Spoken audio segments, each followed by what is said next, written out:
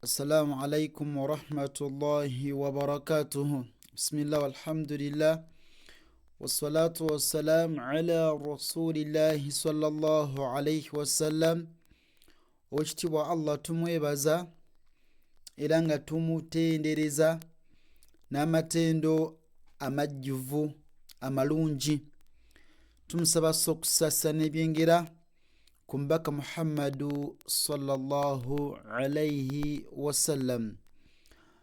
Tukyagenda mu maaso n'omusomo gwaffe ogw'ekitiibwa ogw'ekitabo kino ekya Yasaruna. Inam agamba ow'ekitiibwa Sheikh, tuli ku dalusu eya 29 paati zo nnyingi naye insha Allahu taala twayagala tuzikutule bwe tutyo omuntu asobole okusoma akantu akatono abeere nga akategeera. So it is lesson 29 naye nga parts ziri waggulu nnyo ntegereka. Naam, agamba Sheikh nti a'udhu billahi minash shaitan rajim. The normal sound of tanween is not produced if there is a shadda immediately after it. Enjatula joyatulamu tanwini eno teyatulibwa, yani si yatulibwa singa mu maaso gaayo wabirayo shadda. Singa mu maaso ga tanwin wabirayo akabonero kano akashadda. Nkiddamu, enjatula gy'olina okwatula tanwin, naam, singa weesiŋŋaana nga mu maaso gaayo waliyo shadda tojatula bw'otyo. Okitegedde? N'agamba nti there are two situations, waliyo engeza mirundi ebiri. Tanwin changes to fatha, kasra or dhamma as the case may be if shadda is upon the consonant. Agamba tanwini eno ekyuka nefuuka fataha oba nefuuka kasra oba nefuuka dhamma, naam, singa wabeerayo shadda mu maaso gaayo ku nnyukuta eno eyitibwa consonant. Ntegereka? Tugambye kankudiremu, singa we osiŋŋaana tanwin then mu maaso gaayo nga waliyo ennyukuta eriko shadda immediately. Okitegedde? Tanwini eno egenda kyuka, ebadde fatha tayin efuke fatha, ebadde kasra tayin efuke kasra, ebadde dhamma tayin efuke dhamma.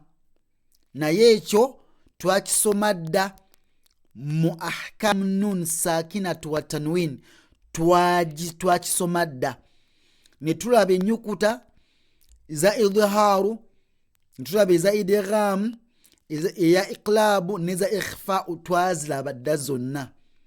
Ntegereka? So kino kirimu idghaamu bighayri ghunna, okubuliza okutaliimu kuwuuna, nti singa nsiŋŋaana tanwin oba nun sakina maaso nga waliyo lam, kitegeeza enegena fuka fatha, nsome akantu kamu kokka nti dha, so si dhan nga bwe nkisoma mu nnomo yaakyo. Okitegedde? So kati wano ngamba dhalla nenzigumiza mu maaso. Okitegedde? Talli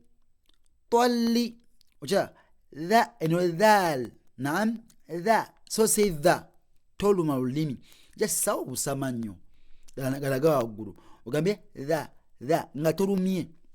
Gamba nti dhalla, talli, furra, ururra, nirra, alli, so si ali, so si al, naye alli, nkudiramu, dhalla, طل فر رر نر ali ne wano wansi bakuwa example gy'oyinza obisomamu nzobiraba bino bye bimu ne bino okitegedde naye bw'oba osoma asawuna totunuulira kino ekiri wansi okitegedde wabula tunuulira ekiri waggulu oyige butya bwe bakisoma so si kope eno wansi okitegedde tugenze line ey'okubiri tuyina tilla ate togirwisaawo togaa tilla ntegereka nedda tugaa nti tilla tilla rulla rulla eno raa'u eno lam rulla ntegedde tugaa nti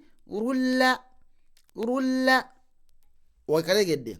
Now when it comes to nuni oba miimu twagamba nti tusooka kuwuuna buli wosinkana nuuni ng'eriko shadda oba miimu ng'eriko shadda osooka n'owuuna nga tonnaba kwatula okategedde okwawukanako nga zino kubanga nuuni erimu idghaamu bighunna otegedde okubuliza okulimu okuwuuna ate no lam erimu idgham bighayri ghunna ne ra'u okitegedde so wano ku nun tusooka ne tukola ki ne tuwuuna ne tugamba nti unna okategedde so si unna nedda tugamba nti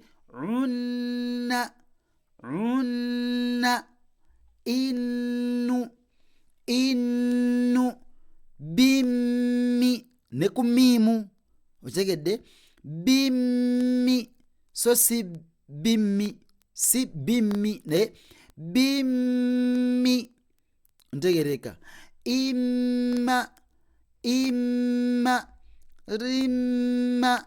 rimma okitegedde bwotyo. Now when it comes to wow okitegedde ne yaa'u nga emabega waabyo waliyo tanwin oba nun sakina eno waawu eba eggumira bwe wosinkana tanwin oba nun sakina mu maaso nga waliyo waawu oba yaa'u ntegereka eno waawu oba yaa'u ziba ziggumira newankubadde mu Qur'an tebagisaako shadda mu Qur'an tebakola ki tebagisaako shadda naye kiba kiggumira okitegedde so tugamba nti tiwa n'owuuna tiwa riwa anwa muwa raya so si raya ne raya taya yayu garagade tiwa riwa anwa muwa raya taya yayu okategedde bulungi. So barakallahu fikum wa jazakumullahu khayran fi dunya wal akhir.